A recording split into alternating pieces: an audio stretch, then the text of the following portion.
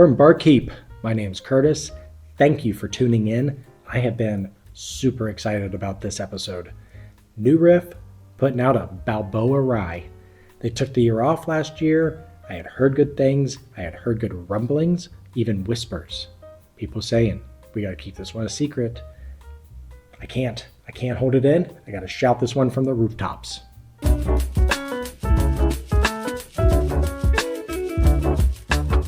New Riff, one of their, newest releases again, Balboa rye. This one's 95% Balboa rye, 5% malted rye.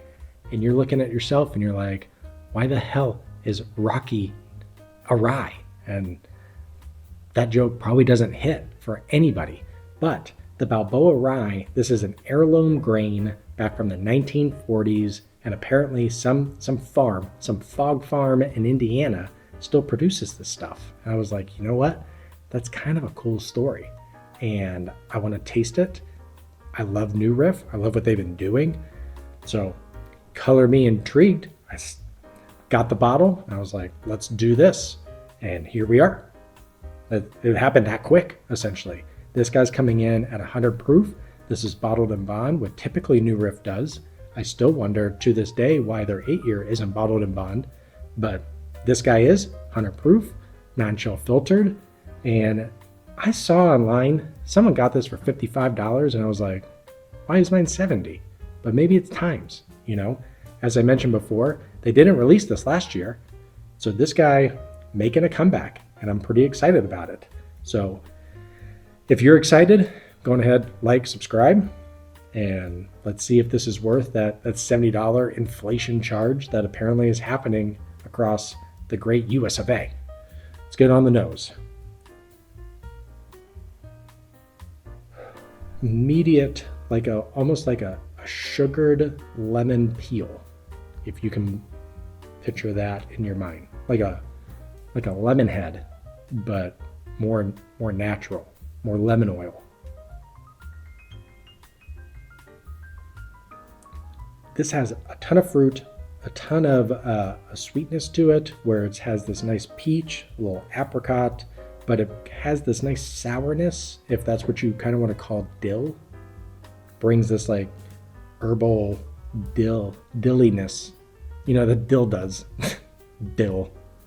That sweetness is really pronounced. It's very fruit forward, even though it has that underlying kind of dill, almost like a barbecue to it, if you will. And I don't know where that's coming from. I don't know if I would say it tastes like this, but one of the only other times I've gotten barbecue, if you will, was Little Book Chapter 7, where they threw in that applewood. Love that. It doesn't smell the same. Don't rush to it yet, but it has kind of a barbecue-ness to it. But that fruit, where I was actually going with in my initial thought, was it has like this gummy bear to it, like this great ultra sweet gelatin bear that is just in a plastic bag. Mainly, maybe the white one. Is that racist? The pineapple one. They're all pineapple. White's pineapple, right? It smells like gummy bears.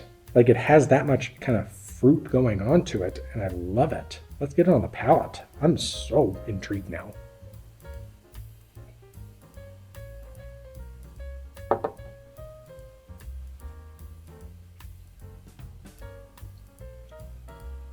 yeah. Yeah, she hits good. A lot more rye. I mean, this was very fruit forward on the nose, so I could say this. A lot more rye on the palate. That fruit forwardness is still there. Goes more into still that peach, that lemon, a little apricot in there. But that dill, a little bit of mint starting to come out. A lot of pepper kind of hanging out on the tongue. But man, this coats the tongue fantastic. Hangs around forever.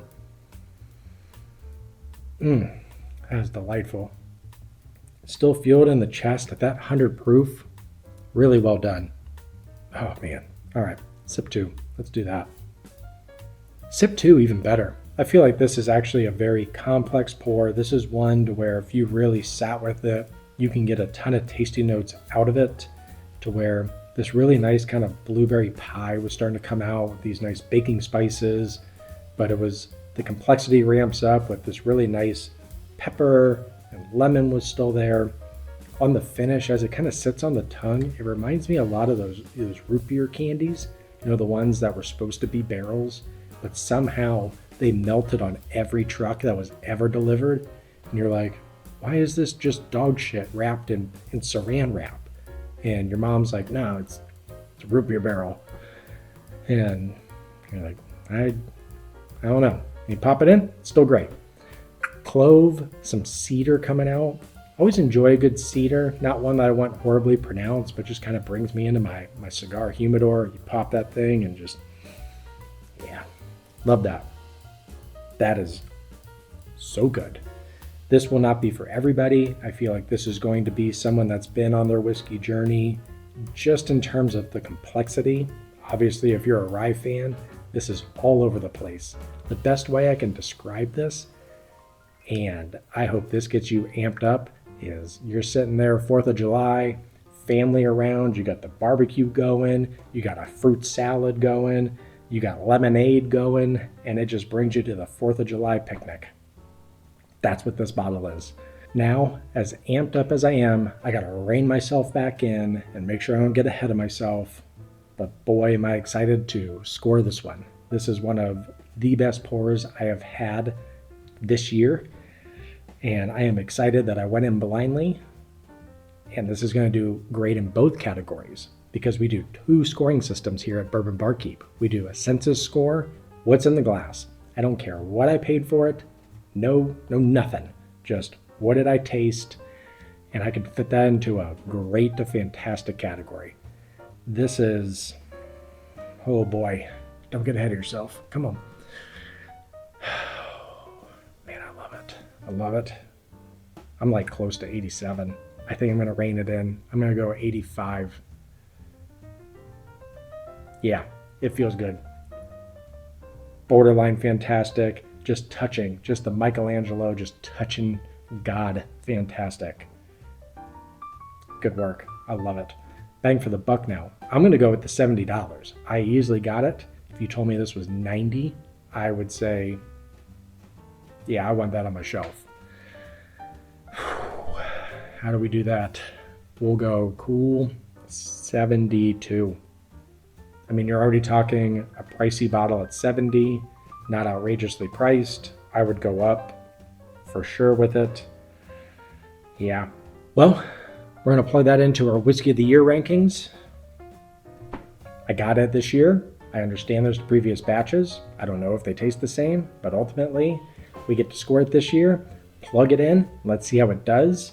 We obviously revisit throughout the year, and I cannot wait to continue to revisit it, especially on 4th of July. Just sit there and enjoy the ambiance and taste the picnic. Please buy this one. This one I feel good about recommending. Like, subscribe. Thank you all for continuing this whiskey journey with myself. Hopefully I'm helping yours and saving you money. This episode, I feel like I probably cost you some money, but I feel good about it. Yeah.